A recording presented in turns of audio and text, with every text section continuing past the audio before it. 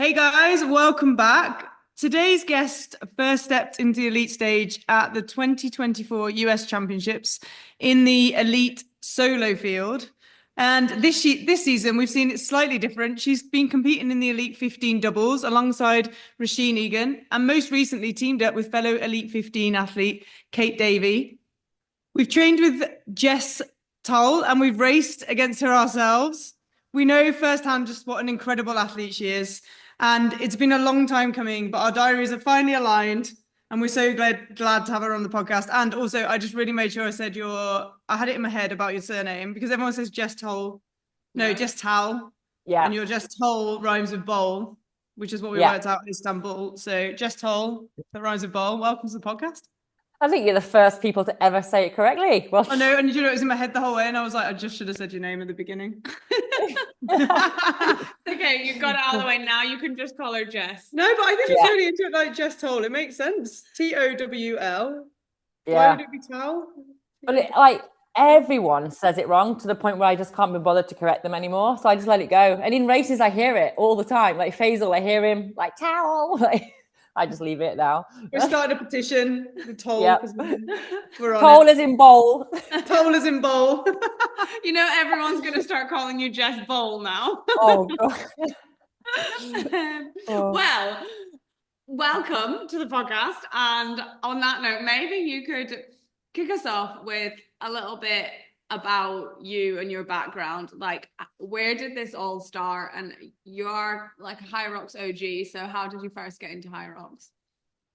The whole my sporting background started back when I was like 5 years old, where I was like begging to be in the local swimming club. I think you had to be 7 to join, and I was like such a good little swimmer. I was like determined to start racing when I was 5. So I was a competitive swimmer for like most of my childhood. Then I fell into like cross country at school, and I was actually like picked up by a talent scout for British Triathlon when I was about 14. So I was a member of the British Triathlon team for about 10 years from the age of 14. So that's where my endurance background comes from. And then when I got to university, I found CrossFit. So I took a step back from triathlon and then essentially did CrossFit for like 10 years. And then around the time that HYROX started getting really popular, it came to Dubai. And I was like, oh, this event sounds cool. I had a bad shoulder dislocation in CrossFit and actually wasn't able to do CrossFit at the time. So I just jumped into this HYROX race that everyone told me I should do and kind of fell in love with it from there. So I have been jumping from sport to sport like over like my whole life. I've never really had a gap. I've always been competing and training a lot. It's mental though, because it's like the perfect background, isn't it? Like swimming background is crazy. Like so many people in HYROX swam when they were children. And then I'm hearing more and more of the athletes coming like, I was a swimmer, and hearing them on podcasts. And it's actually quite a common background for the endurance. Yeah, it's wild. And then, your triathlon background. I mean, being out in the Middle East in Dubai with you just literally, if there's a competition, you're pretty much on the podium, if not the top of the podium of every competition, any weekend, anywhere. And it doesn't matter whether it's mountain biking, it's CrossFit, it's ergs, it's triathlon. You're just like crushing it. Do you love competing?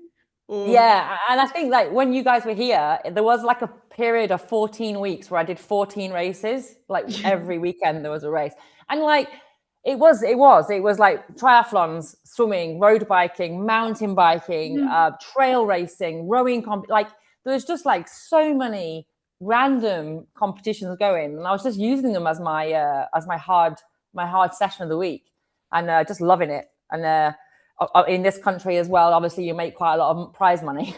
Yeah. I mean, you must have clean sweep. I mean, I reckon the best one was, and I wish I'd have done it. I wish I'd have known about it. Didn't you do a mountain bike race in a mall? Yeah. So in the middle of summer, it was 3-kilometer mountain bike race in a mall. And the mall had like 4 stories with like escalators. And you essentially just had to grab your bike, run up the escalator with your bike, cycle round the level, then run up the escalator with your bike, cycle round the level, then come back down again. I think it was like 9 minutes or something. And it was Yeah, it was essentially about £1,000 that you won for 9 minutes of mountain biking inside a mall. That is so, I mean, I was like, oh, damn, I was at work because that looks so much fun. Just like random, but there's So another one that fun. was like, I drove like 2 hours for a 90-minute row. But it was fun. So, But fuel's cheap out there, right? So it's actually okay. yeah. You still make the money. So And that cool. was actually that 14-week block was actually when I was not racing HYROX at all. I was taking a break from racing HYROX, so it kind of was a fun thing to do while I wasn't doing any HYROX races. Yeah, no, it's cool. It's so funny. And what distance, like triathlon, were you doing? Like mainly when you were younger, like for that 10-year period. Did you change as the years went on, or did you stick at one distance? So I was doing Olympic distance triathlon because my goal was to be in the Olympics for triathlon, and I was on like the British development program for the Olympics. So all of my training, all of my racing was Olympic distance, and it was also draft legal because the elites can draft. So it was a little bit different from now. Yeah. But yeah, I never did any like Ironman or anything like that. Like nowadays, I'd love to do sprint distance because it's an hour, which I feel like really helps my HYROX race because it's the same intensity for the same time frame. So I really enjoy sprints now, but back then it was always Olympic.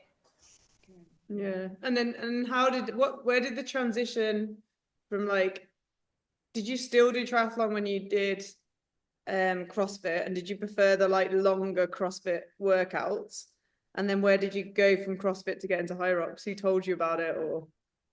The transition from triathlon to CrossFit kind of happened because you hear this a lot in a lot of different sports, but the politics of British triathlon, years of it wore me down, and doing things like ticking the boxes to qualify for the Olympics, but then not being selected, and then doing another 4-year cycle and the same thing happening again. I got to like 19 or 20 years old, and I'd been doing it since I was 14. And I just was like, I don't enjoy it anymore. Like I'm chasing this 4-year cycle all the time, and I'm just getting knocked back. So my coach at the time said, if you're not enjoying it, you're not having fun, there's no point doing it, take a break. And in that break, I decided to go to the gym and start doing some strength training, which I actually never did when I was a triathlete. I never did strength training. Yeah, because back then it wasn't really known that you should do strength. And I remember the first day in the gym that I couldn't squat an empty barbell. I remember the coach gave me a broomstick to squat because I just physically couldn't stand up with a 15-kilo barbell.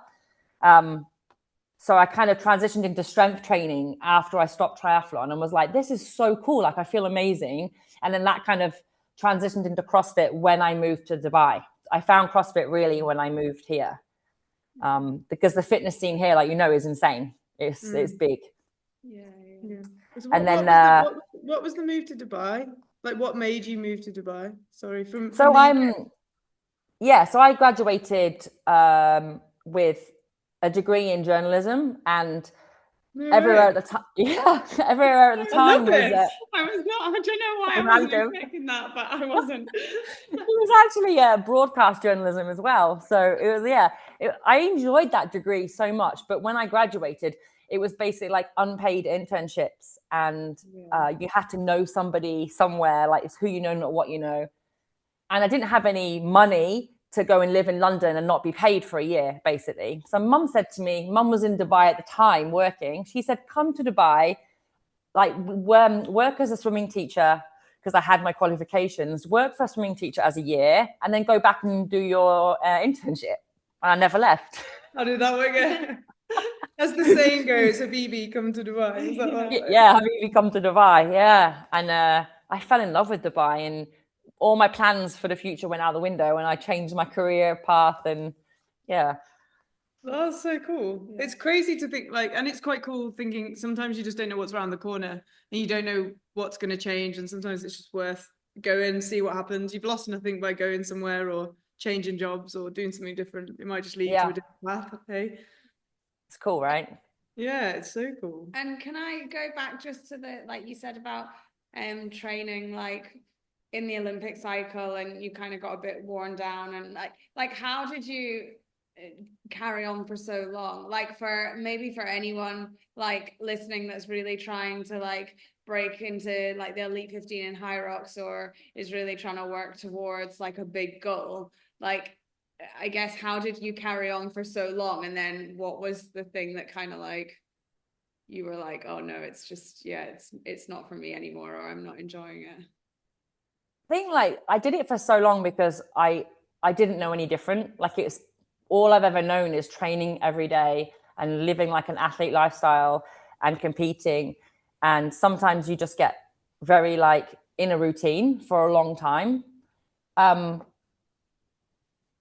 But I don't know what, it's just consistency over time, right? Like it doesn't matter what sport you're doing. I don't think that you need to be doing the same thing forever to be good at something. I think like as long as you're doing something for a long period of time, then it's gonna help in the end. Does that make sense? Yeah. Like if you want to be, if you're really, really young and you want to be in the Elite 15 for HYROX, let's say, for example, it doesn't mean that you have to be smashing HYROX all the time for the next like 15 years or 10 years.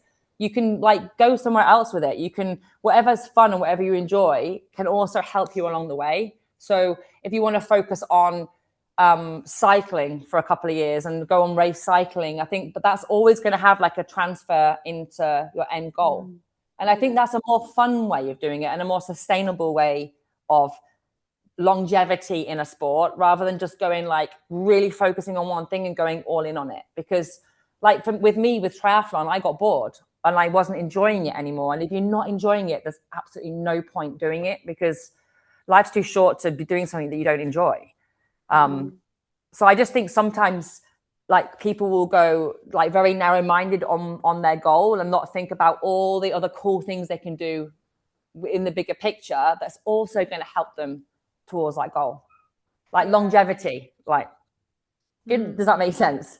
Yeah, no, totally, like total sense, because a lot of things feed into like the sport, and like obviously your endurance background has like helped massively with you then coming into HYROX. And yeah, I just think it's interesting. I feel like quite a few people maybe I've seen on social media like seem to be getting, I guess, worn down by it, or like maybe injured or overtrained, or going like so focused on like HYROX. I just I think for those people, they can do something else, but it's not going to be detrimental in the long picture towards their goal. Like taking a step back from HYROX, let's say for a year, and focusing on just your running or triathlon or CrossFit or something that you enjoy, and get the love of sport back and the love of competing back, and you're happy, it doesn't take away, I don't think, from the end goal. Yeah, you can always swing back round because you haven't lost anything.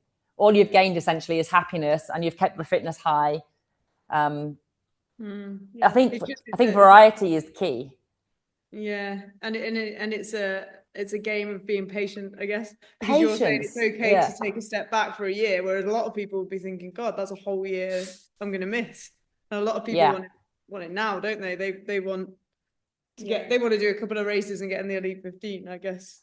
And for sure, I've been so guilty of that in the past, of being like, like even if you miss one day of training, like that's like 10 steps back. But I think like having done like a really high level triathlon, really high level CrossFit, and then into like high level HYROX, now it's taken me many years, but I think I've got the experience now to realize that Rome's not built in a day. Like it's such a long process. And if you go after that instant gratification of, I want this now, I want to be winning this race, doing this time, being in the Elite 15, sometimes like if you chase it, it's not going to happen. Like you just need to like slow down a little bit, and it will happen when it's supposed to happen.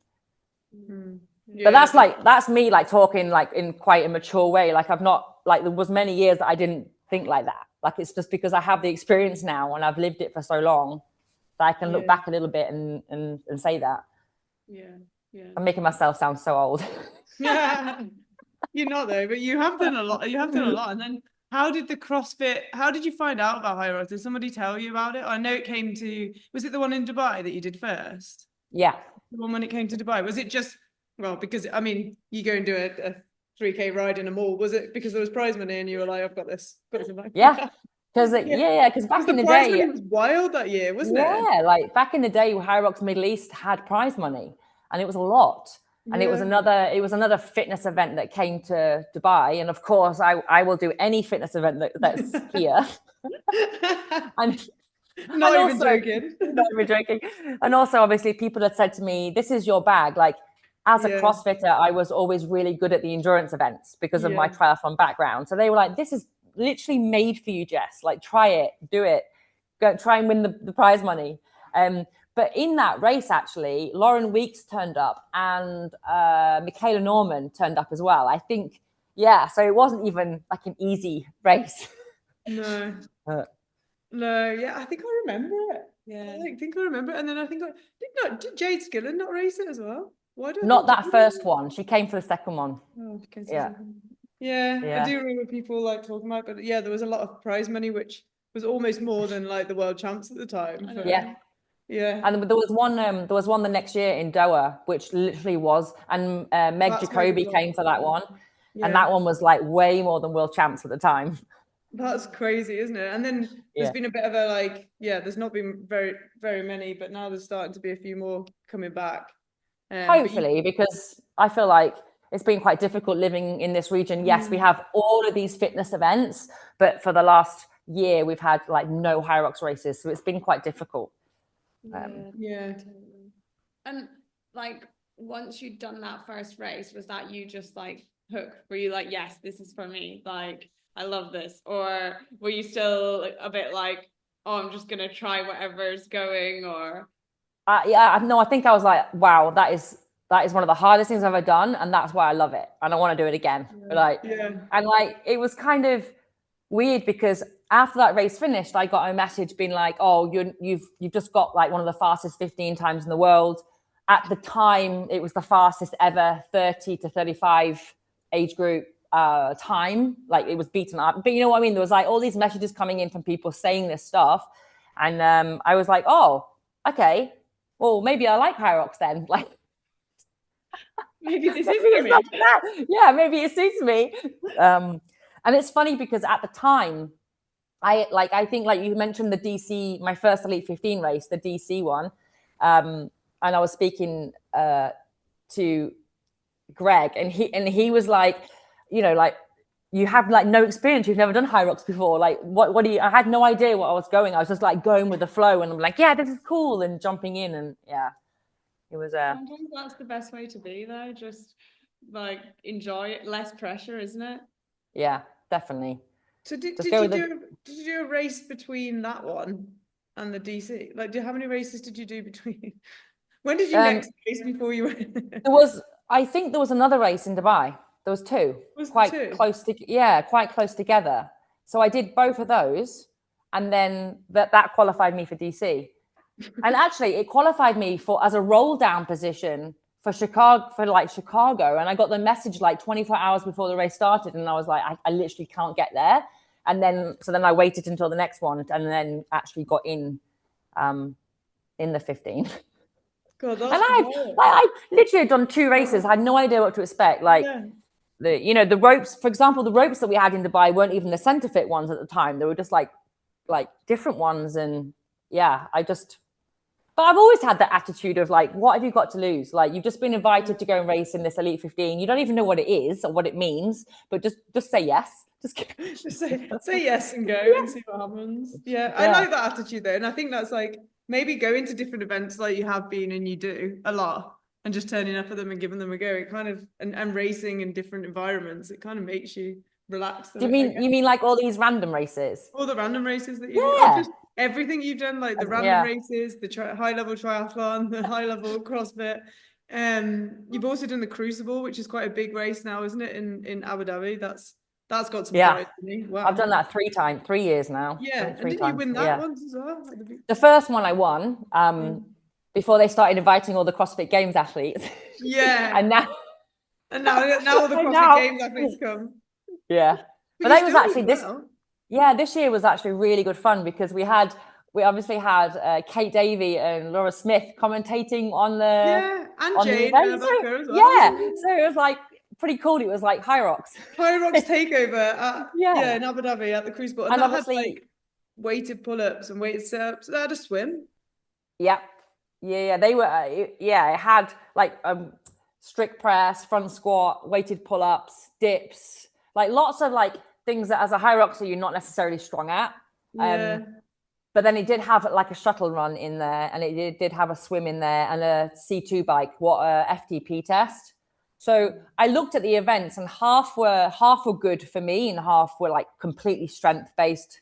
And I was like, well, 50-50, like I'm just going to throw myself in there and see what happens. And so I think I finished in the end like 14th overall out of all those games athletes. So I was really happy. Like, that's insane. Yeah, that's insane. I was really happy.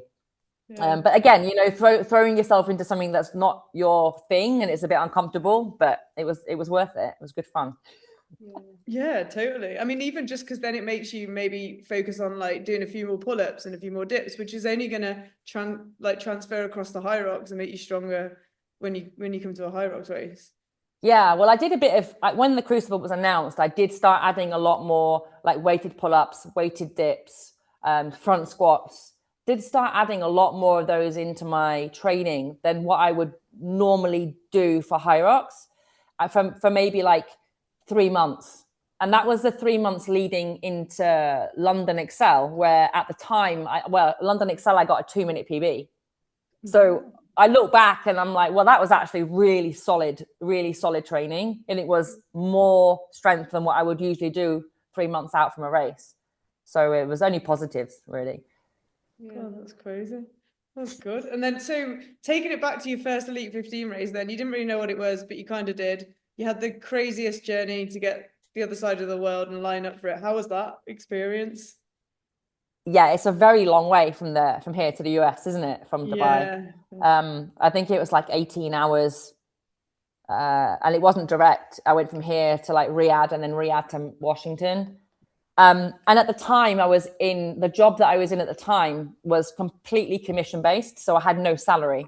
So I got it into my head that it would be fine for me to fly in, fly out within 3 days because I didn't want to take any time off work because I wasn't on a salary. So I literally flew in, raced and flew back out. That was the first time, though, I think I've ever had to race with jet lag like that. Like, obviously, I hear about it and listen to other people talk about it, but I don't think I've ever really... I've flown to Europe, but that's different than flying somewhere where it's an 11-hour time difference. And the funny thing was, having only done 2 HYROXes before in my life, having no idea what that level of women were like, I just jumped in the race. And obviously, Lauren Weeks, her standard, goes super, super fast on that first run. And I think Meg was racing as well. And I just was like, to stay with them. So I got onto the ski. And the second I got off the ski, I was like, oh, something is very wrong. Oh, no. Like heart rate was like 197 or something like that. And I was like, oh no, this is going to be painful. And that is the moment Jess knew. That was the moment. And I'm like, I didn't know whether it was jet lag or the fact that I just went way too hard on the first 10 minutes of the race. I still don't know, but probably a mixture of both. But yeah, that was a big slap in the face, that one. I was like, oh, okay, this is what the Elite 15 is like. This is my first race. I'll get used to it. Oh, God. And then was it just a grind? How did you keep going, or did you just keep going? Did it get better, or did it just? No, it never got any better. But it was just a grind. Like just keep going. Like, and you can see in all the photos, like it's just suffering. Like we always suffer, but this was like next level suffering, like hanging on for dear life. But it wasn't that bad. Like I think I finished 9th. So it wasn't. Yeah, you did. It's not like it was okay. What a finish. Yeah, especially for feeling like that as well, and going out like, and also just rocking up a few hours before. yeah, it was good. And then I guess like your HYROX journey's kind of been like a bit of solo, bit of doubles. You did partner with Roisin, and you guys competed in London XL, didn't you, together in the London regionals. Yes. Yeah. Talk to us a little bit about, I guess, that race, that pairing, like how you guys got on, what it's like racing together. I mean, we raced against you in Istanbul. Yeah, and what about in Istanbul? Didn't you, like, this is my favorite thing about you two, didn't you have a gel or something and it fell out and Roisin just picked it up and took it? I turned around and she was having it. And I was like, dude, that's my gel. And she was like, yeah, but you dropped it. You didn't even know you dropped it. And it was like... She was just keeping herself fueled for you. Yeah, and Roisin is so laid back. Like, yeah, she would literally be in a race and the start tunnel and be like, oh, I don't have my gel. And I was like, oh, you can share mine if you like. Like, literally, she's just so chilled. It's such a nice thing, though, to race against someone so chilled. Like, because, you know, like, it calms you down. But chilled enough to, like, not have a gel and just take one that you find on the burpee course. Or that happens to be your partner's, and now that your partner doesn't have a gel anymore because you've just found their gel. But you guys crushed Istanbul, yeah. So how was racing together in the Elite 15? So because we both live in Dubai, and we've done a few local races. There's been a few like hybrid, like local races, and we've been like, okay, I know that we're the best two, well, there's Jade as well, but at the time we were the best two female athletes in the UAE for HYROX. And I was like, you know, if we're both doing quite well in these other races and we're both doing quite well in our solo races, it would be quite cool to try and team up and do a double. And so we decided to go to Istanbul. That was our first race together. Obviously, but neither of us had ever done a doubles before. So we had no idea what to expect. Both completely solo athletes. So yeah, we raced Istanbul with the goal of qualifying for the Elite 15. Yeah. That was the goal, yeah. For London and then for Warsaw as well. So it was hard, a lot harder than we both expected. Like, as in, like, the intensity, obviously, because you're running much faster than in a solo. But I'll never forget when we finished, we crossed the finish line, and the first thing Roisin said was, I hate doubles. Yeah, I remember we crossed probably like 20 minutes after you guys, or whatever we did when you'd finished. And then I think we were on like the lunges and we heard you go into the wall balls. I think, we heard that you were going. We were in the same wave, weren't we? We were together. And I was like, oh, they're doing it, because we were like hoping you guys were going to get like on for a time to get into the 50s. So we were buzzing for you guys. And then we thought we'd get to the end and see you and you'd be buzzing, and you were buzzing. And then Roisin was like, I'm not a doubles athlete. I'm not doubles. I was like, what? You've just qualified. Yeah. So it's a different hurt though. Like, because you hadn't done a race before, but you obviously had a goal for that race, which was to go like mega fat. What did it need to be? A 56 or a 57? Yeah, 56. Yeah. So like, you knew you had to go at that. How did you even have a strategy, or was the strategy just like go hard? I think Jess might have. Not sure. No strategy. Well, we had a strategy like who's going to start the sled push, who's going to finish the sled pull, like things like that, and like who's going to go on the row first. But like in terms of like pacing, like no strategy. Like just go as hard as you can.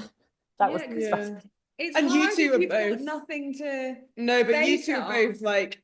Not tapped, but both of you can push to another level. I've seen both of you race, and so then both of you racing each other, I guess, and racing together. Like, I almost feel like you didn't really need a strategy. You just needed to both go hard and like hold on. Kind of. And that's exactly what we did. We had no idea what to expect, right? So we were just like, let's just go and hold on and see what we can do. No strategy. No strategy. And then what about for London, like being first elite race together? How was that for you guys? Well, because it was so it was the first time that Roisin had ever done an Elite 15, and she was actually in the solo and in the doubles. So and I was only in the doubles. So it was a little bit different, because I was like, Roisin and both of us, we'd never done a race back to back. We'd never done 2 races in 2 days, so we didn't know how she was going to feel on the second day. And obviously, you know, like with your first Elite 15 race, it's really draining, like emotionally and physically. And it's a lot different than people think going from pro to Elite 15. It's just different, everything. And so, yeah, our goal was really the same. Our goal was like to see how she feels and just push as hard as we can. I felt amazing in London. In that, I hadn't done the singles the day before, but yeah, I felt really, really good. It was a really nice course. We were happy. Yeah. I think it was 9th again. I love that number. Yeah, you do. I mean, top 10 is pretty awful. Yeah. I mean, just getting into the Elite 15 is incredible, but to actually place as well and place top 10 is pretty amazing. Did Roisin something that I realize now is that some of those girls have actually raced together more than like 10 times, right? And that was our second ever time racing together. So again, we were a bit like naive and a bit like hadn't really known each other that well in terms of racing. So we learned a lot. Yeah. Did you change anything from Istanbul? Did you go like, okay, this is what we're gonna do? I think we changed like the order of like, so I would start the sled and she would finish the sled because I felt really shocking running off the sled, and then like I would start the sled pull because I actually really like the sled pull. So like tiny things like that, but everything, it was all basically the same. Yeah. And then the next race, Warsaw. Did you have a plan for that? Did Roisin start taking gels, and did you turn up like, okay, this is our third race together, we're sorted now, or did you still? So we traveled together from Dubai, right? So we got a taxi together, we flew together, we stayed in the same place. So I was just like, I'll pack extra gels with me just in case she hasn't got it. But no, our strategy in Warsaw was exactly the same, but it actually changed in the race because I was having a shocker. Like I just felt awful. I just felt, and it's like after all these years of racing, I still don't understand and still can't find a pattern of why you can do one race and feel amazing, and then you can do another race and you feel awful, and nothing has changed. Training is the same, nutrition is the same. There's no reason why. It's just one of those things, right? And if you can't think about it too much because there's nothing you can do. You just did not feel good on the day, and that was me in Warsaw. So was it a brutal race? Yeah, it was brutal. And the way Roisin and I used to work was that I would lead the runs because she likes to chase. Like if she's behind, she can just like grit her teeth and close the gap. If it's the other way around, I don't like it. Like psychologically, I'm not very good at that. I'm a bit like I'm not catching her. She's like the gap's getting bigger and I start to panic. So we always have it that she's chasing me. But in Warsaw, no, I was chasing the whole time. No. That is just one of those days, right? So you just dig deep and get it done. Get it, like suffer fast. I mean, one thing that we did massively expose in Warsaw was how shocking we both are at burpees. Oh, really? Yeah. So we went into the burpees in 4th place. And we were like, I remember you saying something about this. And we were like, oh yes, like we were like, we're controlled, we're calm, we're going in 4th, like this is great. And then we're doing the burpees, and you just keep seeing all these teams like coming past us, and we're like, just carry on. And then we think we came out of the burpees in like 11th, and then that was it. Then we pretty much stayed in that position all the way to the end, and then we didn't feel like we were going slow, but we were. It was shocking. That's crazy, isn't it? I do feel like it's one of the stations that people are really focusing on now because you can make up quite a bit of time. I feel like they're using it as like a turn the dial up, like get the burpees, then turn it on and then like push and try.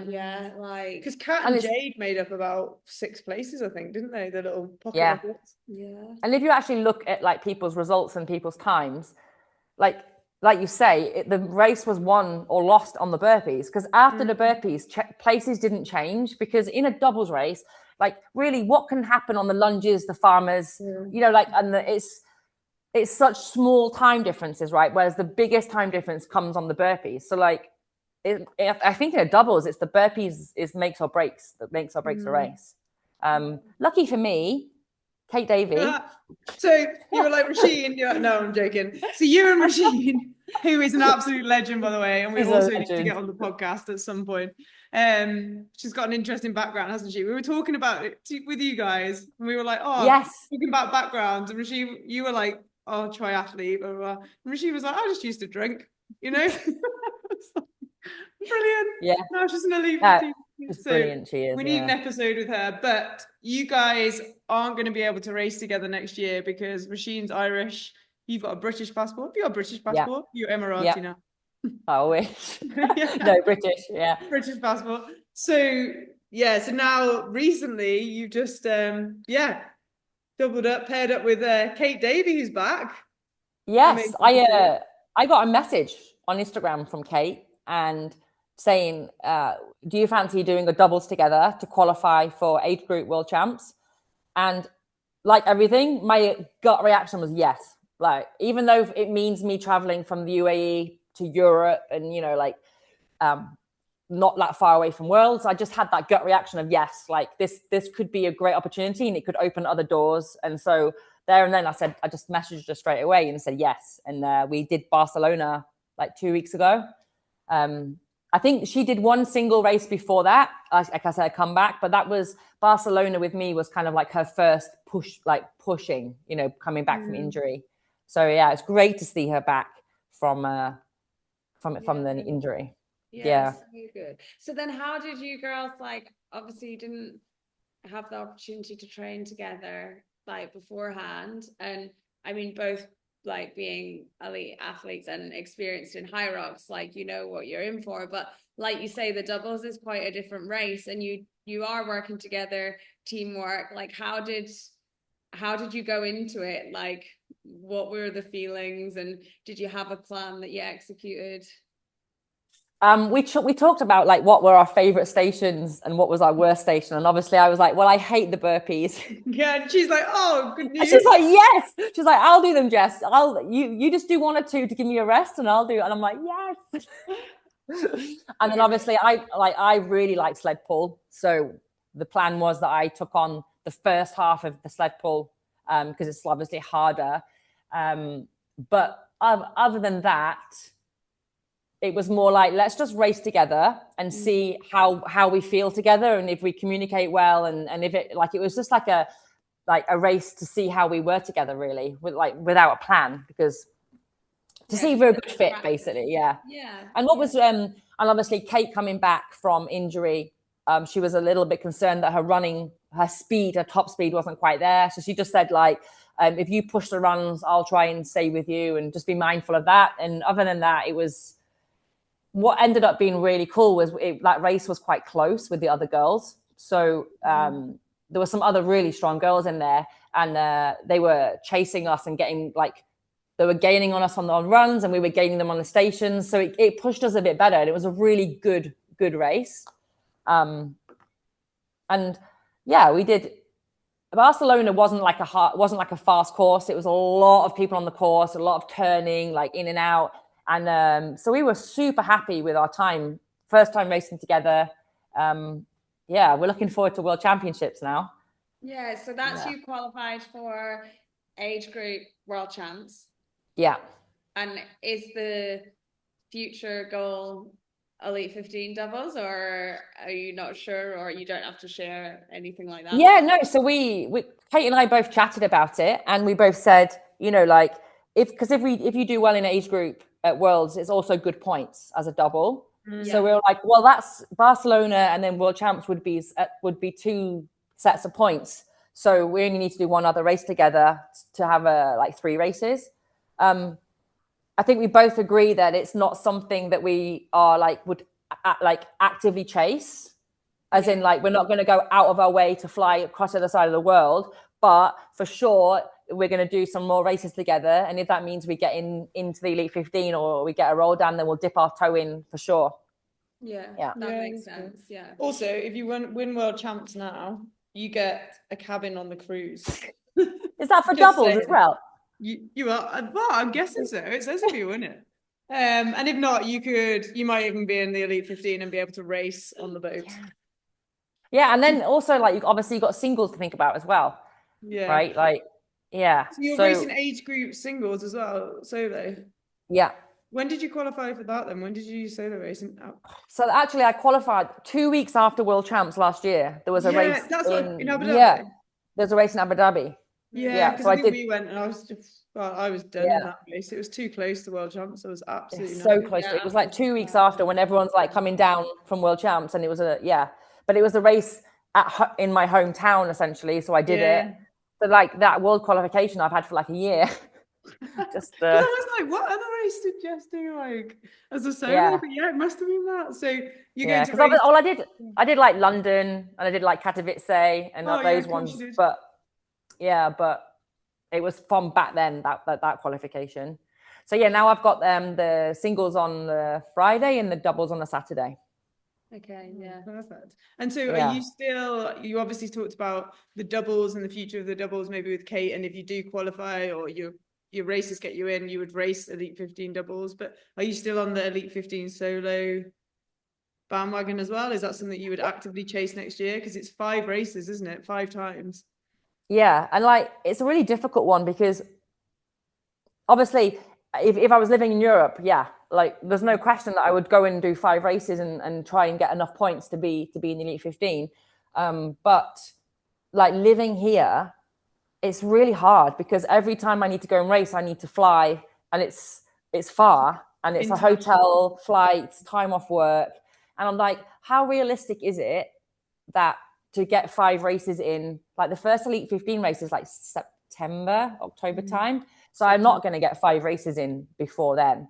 But like I was chatting to Roisin about it, and she was like, there's no need to rush it. There's no need to force it. Like I'm not going to go to Asia, for example, and spend 6 months in Asia and just do 5 races in 5 weekends or whatever and try and get like max points. Because like you can't afford the flights and hotel, time off work. Like it's not very realistic. But also health-wise, like for me as well, to fly to race, to come back, to fly to race, and to try and do doubles and to do singles. So I think Roisin was quite smart. She just said, like, you can't force it, you can't rush it, but there will be a point where you've done 5 races. Like if you just do the races that you're supposed to do, and whether that means that you only have a chance of qualifying for 1 Elite 15 race at the end of the season, what does it matter? Like you try and force something, it's not going to happen. So it's a tough one, because I think if I was in Europe or I had more races around, I could have 5 races. But it's just sitting here now, it's like where are those races going to come from? And at the minute, I only have 1 race, because London that I did in December, I didn't have my athlete license at the time. So that doesn't count towards points. Only Katowice counts towards points. So I still need to race 4 more times, like in a singles, but I just need some races around me. Yeah, totally. No, it's hard, because 5 races is a lot. And like you say, like your health's important. Like you need to like look after yourself. You want to be able to train and put a good block in. Like you don't want to be kind of here, there and everywhere. Like, I don't know, taper, like race, like try and do another mini build and then taper and then race and travel. It's just like, doesn't really work. Why? I don't think it works. Like obviously health wise, it's not very good, but also like you can't get better because you have no training. You have no actual blocks of training. You're just racing, stop, race, stop, race, stop. And then it's like you're moaning, or people say, why am I not getting faster? I'm not getting PBs. I'm getting stagnant. But because you haven't done any training, you've just been racing. There's been no time, like no time in between. Yeah. And like, honestly though, the last like 3 months, everything has been about the doubles because obviously London and Warsaw were so close together. So like there was no time really in between to do a single and to actually get some training done. So I think like trying to do both is going to be so difficult next season. Like to have enough time and energy and to be able to race at least 5 singles and 3 doubles, and then the races that come if you do qualify, it's like you'll be racing like twice a month. Yeah, it's wild, isn't it? Yeah, it's Which wild. is nothing when you race 14 times in 14 weeks in 14 different disciplines. It's the flying, it's all the traveling that gets you, right? I know. And you we do were joking. We were joking the other day, and we were like, look, like the Elite 15 next year is basically going to be those that don't work and those that are very rich, because they can afford to take time off work and afford to fly to all these races. like all over the world that they're going to know that they know they're going to win or do well in. Yeah. So it's really hard to sit here and know what's going to happen. Like, one thing I'm for sure though is I'll do races, but I'll do single races, but I won't go and chase like random races the other side of the world just to try and accumulate points, because it's too detrimental on my health. Yeah. And you do a lot. So your job, you work for Gym Nation, isn't it? Middle East, and they are opening, like, HYROX is going wild there because you are opening like a new gym every week all over the place, aren't you? Yeah, honestly, like every single week we're opening new gyms across the whole of the GCC. So we've got like Saudi, Bahrain, the whole of the UAE, and this year we're also opening in Asia. I think Bangkok and Kuala Lumpur. So we've got gyms coming in Asia as well. And it's incredible because for me, I've been in the Middle East for 16 years. And every time I open a new HYROX gym or a new HYROX performance center, it's for men and for women. And especially in Saudi, to see that women are taking part and wanting it and signing up, and it's growing into this huge thing for women in this region is absolutely amazing that they have now equal opportunities to men. And I love that I'm a part of that. Yeah, that's so huge. Cool. And do like, you think there'll be more to see like these young girls that have had no opportunities their entire life to suddenly being able to have the same opportunities that we've had and that we take for granted. I absolutely, I love my job. Oh, that's so good. We did some work out in Saudi for a year, working with some Saudi girls, and it was probably one of the most rewarding jobs I've ever done. And they are so like incredibly like just committed to it as well. They like 100% to get the opportunity, like you say, like we take it for granted, like because we've just had that like our whole life and been brought up being able to like play sport at school and all of that sort of thing, whereas like for it's not been the same. So then to hear that and to see all the gyms like in all these places is amazing. I really do you think it'll mean there'll be more HYROX hopefully across the region in the future because it is gaining traction? Like HYROX event, like HYROX official events? Yeah. I mean, it would be so incredible, right, to have a HYROX event in Saudi Arabia, because most of the world still look at Saudi Arabia differently to what we do because we've lived there, we've been there, we've experienced it. And if that came to Saudi, what that would give opportunity-wise to young girls, guys, like it's just, I don't know, like I would just love to see that happen so that they can catch up with the rest of the world. And like you say, equal opportunities, because it's so inspiring to see these young women that have never had that now have that opportunity. I really hope so. Yeah. No, it's amazing. It's cool. It's so cool to see the growth, even just with the gyms and the training, and you seem to be opening one every weekend. So obviously you've got a lot of travel and commitment with your work as well. So how do you fit all your training in, or do you manage to train in that new gym every time you go? Or, like, I'm actually really lucky because when I go over to Saudi or Bahrain or wherever to open these new HYROX centers, obviously it's got everything there that I need. It has the true form running machines, it has all the center fit equipment, it has the sled lanes, and then Gym Nation also has all the bodybuilding machines and equipment. And so when I go, I have all the facilities that I need. So I can pretty much carry on training as normal, other than the fatigues that you feel from travel. I can manage. Yeah. And do they know who you are? Like when you rock up and you open the facility, like does anyone realize like that you're an Elite 15 athlete, or they're just like, oh, like do you ever join in and just, you know, smash everyone? Do you ever just, you know, pretend you can't do it and then just hustle them? Do you hustle them? So I actually did that before I started working for Gym Nation. I was just in talks with Gym Nation and they said, oh, go and try one of our HYROX classes. So I just rocked up to this HYROX class in one of our gyms, and the coach had no idea who I was. But I turned up in like head to toe HYROX kit, you know, like all the Puma stuff.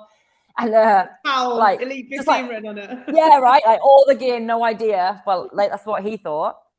And I just like didn't say anything. Like I just kept quiet, kept to the back of the class and did the workout. And about halfway through the workout, he was like, "Have you done HYROX before?"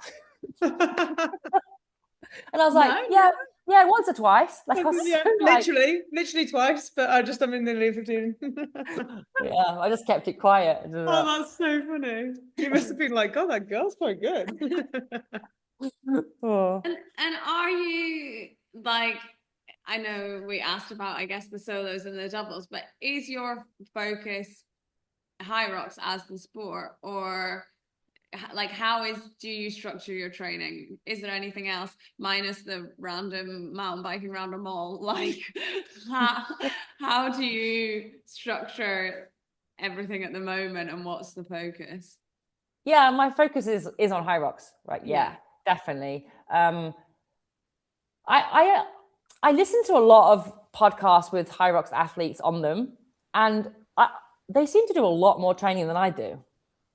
Like, the volume of some people is absolutely insane, and it blows my mind. I don't even know how they're able to train that much. Like, my training volume is probably like 12 to 14 hours a week of training. Yeah. But like, if I go more than that, like, I'm not a nice person. Like, I'm tired. Like my sessions aren't quality anymore. It's just like junk volume. It becomes like junk volume. So I don't see the point in training that much.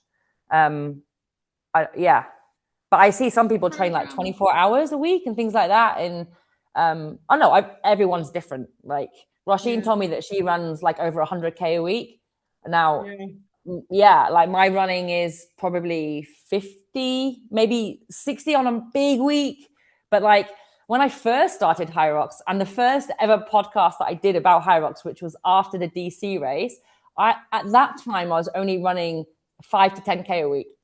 Yeah, I think I remember listening to that. Yeah, that was wild. And I was like, what? And it was like, I remember Meg Jacobi at the time saying that she was running like 90 miles a week. And I'm like, oh, maybe I need to start running more. Like, up it a little bit. I used to do like a 5K track session in the week, and at the weekend my long run would be like 8 to maybe 10 on a big. So yeah, that's what I used to do. So I do a lot more now. But yeah, my training is around HYROX. Yeah, and do you program it yourself? Or so I was coach. I was on the engine for a while, for like 2 years. But that volume was just too much for me, and I ended up missing a few things because it was just too much. So after World Champs last year, I decided to coach myself again. And obviously a lot of people say that's a bad idea. However, after I started coaching myself from World Champs, I took a break from racing HYROX all the way until December, which was London Excel. And then I got a 2-minute PB in London. So, and before that, for that season before that, I had been stagnant. Like, every single race that I was doing, I was getting the exact same time. And I was getting a bit like falling out of love with it, a bit frustrated. So it worked for me. Yeah.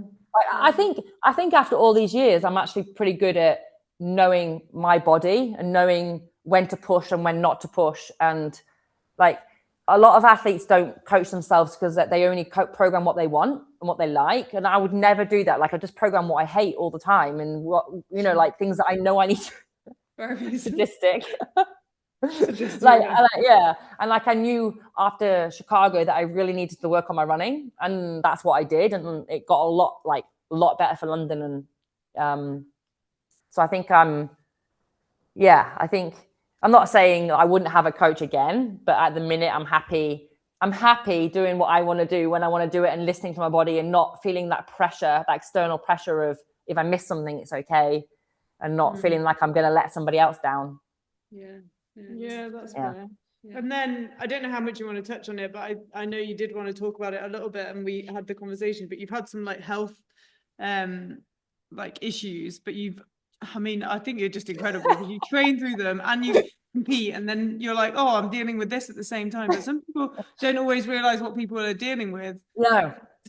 And I realize that as well. Like, compete at the highest level, and I didn't know whether you wanted to go into it. You don't have to if you don't want to, but I realize now that a lot of people are dealing with things that we don't know about, because all we see is like their results on Instagram or like the highlight reel. Basically what happened was I'd been having like lots of pain in my SI joints in my spine and a lot of stiffness in my back. And like anyone, I was like, oh, it's fine. Like maybe it's because I deadlifted yesterday. Maybe it's because I'm getting old. And I used to take like 20 minutes to get out of bed in the morning. And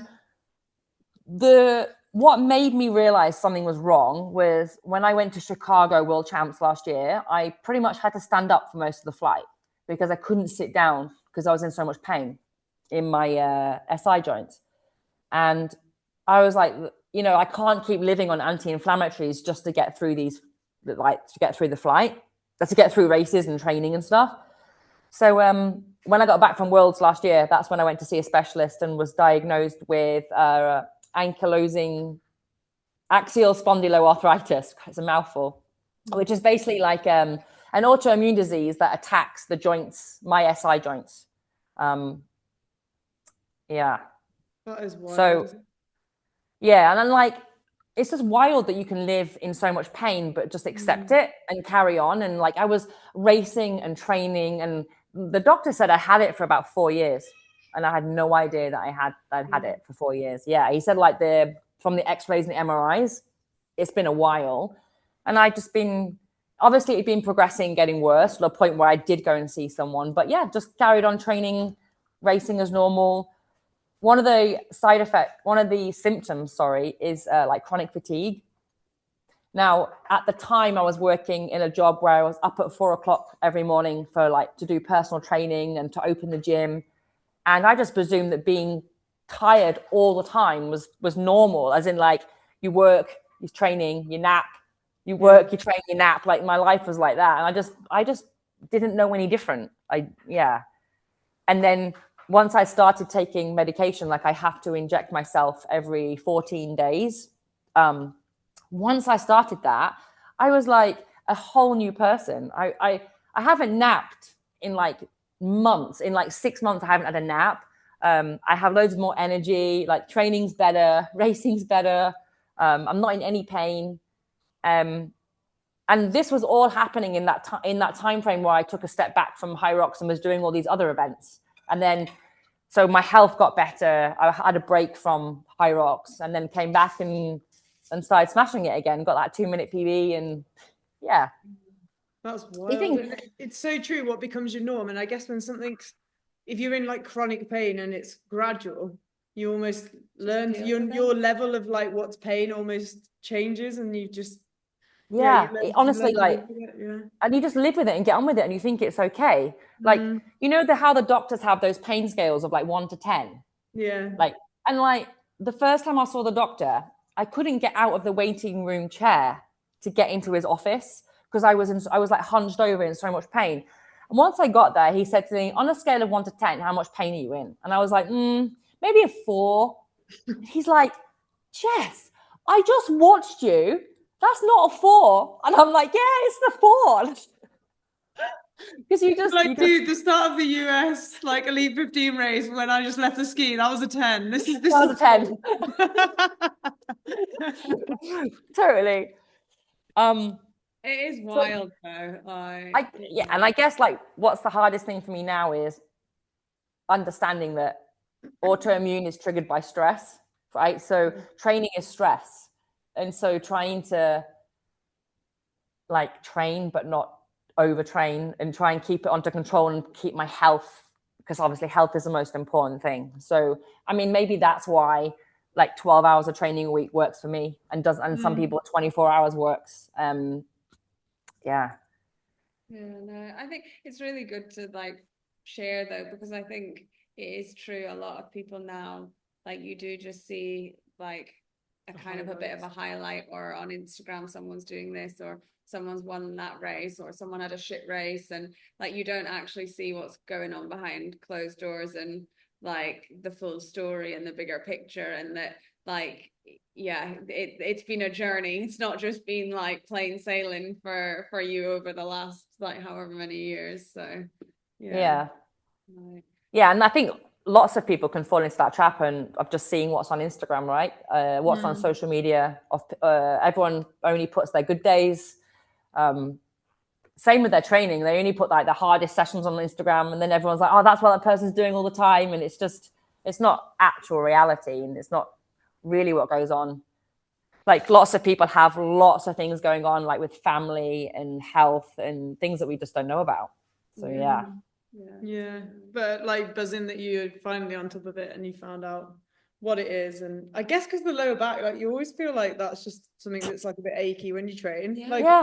That's probably, I don't know, maybe if it was, I don't know, your leg or I don't know, your arm or your stomach, you'd be a bit more like, oh, that's weird. But because it's your lower back, you're like, oh, I did deadlifts, or oh, I've been riding quite a bit, or like sometimes I'll be out cycling and I'll be like, oh, my back's stiff, like because it is like totally. Oh wow, well ace. So that's you on top of that, and you know where you are, but something that obviously you do have to live with and you have to manage. But managing stress, I guess, is something that most people should probably consider a little bit more, because like you said, even just the travel to get to races and things like that and it's going to be stressful going to world champs, and just thinking about managing stress around that to have a good race is like, have you got any tips on how you've managed to do it and what you've decided to do to help manage the stress? Or well, I mean, like I would love to go and get 5 races and 5 points and, you know, in the next couple of months and do all that. But I just think I look more like long-term. Like I try not to like rush things and do things right now, because that's like sport is, you're in it for the long haul. If you want to go anywhere in sport, you've got to be in it for a long time. And it's just time and consistency. So what do I do now with all this traveling and racing and living over here? I try not to get too influenced by other people, because like I say, if you go on Instagram, you'll see that someone in the Elite 15 is training 24 hours a week. And I'm like, well, I only did 12 this week. And that, like, I've just learned that that's okay, because if I'm still doing what I'm doing and I'm still healthy and I'm not in any pain and I'm still managing to compete at a really high level, you know, that's what works for me. Like, just not to compare myself to anybody else, because I think that's the biggest mistake that people make, right? And also, like, it's okay to miss a day of training. It's okay to sleep in. It's okay. Like, you're a human being. You're not a robot. And I used to be so harsh on myself back when I was a bit younger. Like, you know, if I missed a day of training or things didn't go to plan or I had a bad session. Now I just think you just got to go with the flow. Like, there's going to be so many ups, there's going to be so many downs, and just keep going. No, totally. Like, I love that. I mean, that probably like maybe answers my final question. I don't know if you've got anything to add to that, on what message or advice would you give to your younger self or the next generation of girls coming up, or if it would be that not to compare yourself and not to be so hard on yourself, maybe.